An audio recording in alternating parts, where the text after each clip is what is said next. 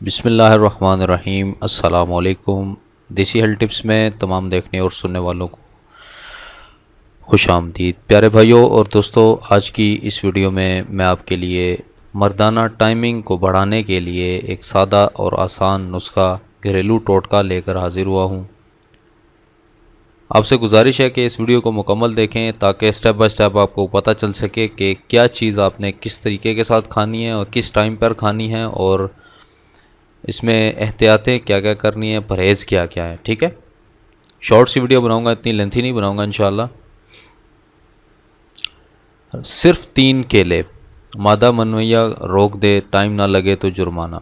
ये इसीलिए मैंने लिखा हुआ है कि सिर्फ रोज़ाना 3 अदद केले खाने से आपकी मर्दाना टाइमिंग बढ़ सकती है। कैसे बढ़ सकती है वो मैं आपको बताता हूँ। सबसे पहले ये बात करते हैं कि टाइमिंग कम किस वजह से होती है।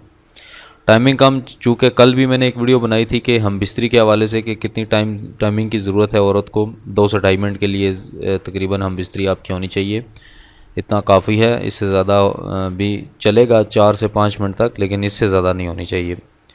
बहुत ज़्यादा मर्दाना टाइमिंग भी औरत के लिए नुकसानदेह साबित होती है। मर्दाना टाइमिंग कम होती है मुश्तज़नी की वजह से, कसरत जना जमा की वजह से। अगर आप ज़्यादा अपनी बीवी के साथ हम बिस्तरी भी करते हैं, रोज़ाना हम बिस्तरी करते हैं, एक दिन में 2-2 दफ़ा भी करते हैं, तो उससे भी आपकी मर्दाना टाइमिंग कम हो सकती है।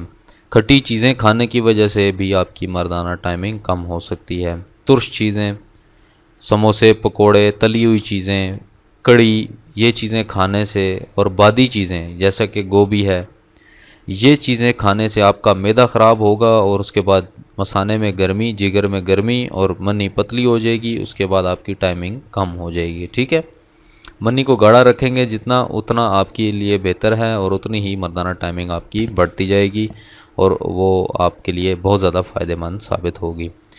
दोस्तों, केले में बहुत ज़्यादा ताकत पाई जाती है। अगर आपको केले के फ़ायदे यहाँ बताने लग जाऊँ तो मर्दाना टाइमिंग के हवाले से जो टॉपिक है वो निकल जाएगा। केले में जस्ट इतना बताता हूँ कि इंसान अगर 3 अदद रोज़ाना केले खा ले शहद के साथ, जैसा कि मैंने एक लाइव वीडियो भी बनाई थी, केले को शहद के साथ मैंने बताया था कि कैसे खाने हैं।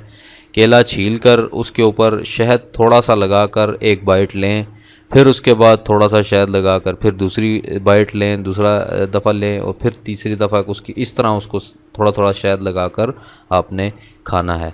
ठीक है, तो ये तरीक़ाकार था केले को खाने का, जो मनी को गाढ़ा करेगा और मनी को रोकने के लिए, मादा मनवैया यानी मनी को रोकने के लिए बहुत ज़्यादा ताकत होती है केले के अंदर। वो आपकी मनी को रोक लेता है और आपके अंदर टाइमिंग कुदरती पैदा हो जाती है।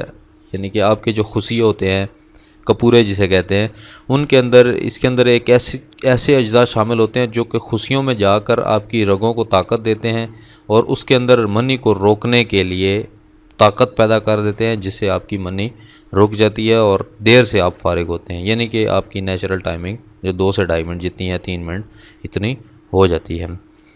तो इससे ज़्यादा टाइमिंग वाले की ख्वाहिश वाले जो हजरात हैं कि हमारी आधा घंटा टाइमिंग, 1 घंटा टाइमिंग होनी चाहिए, तो ये बहुत गलत बात है। ये तो सरासर बीवी के साथ ज़्यादती है और जुल्म है। इतनी मर्दाना टाइमिंग नाज़रीन नुकसानदेह होती है। चूँकि मैं कल टॉपिक डिस्कस कर चुका हूँ, मैं बार बार डिस्कस नहीं करना चाहता कि मर्दाना टाइमिंग से क्या क्या नुकसानात होते हैं। जस्ट आपको ये वीडियो, मैंने क्विक एक वीडियो बनाई थी कि आपको बताता चलूँ कि इससे इसके क्या क्या फ़ायदे हैं।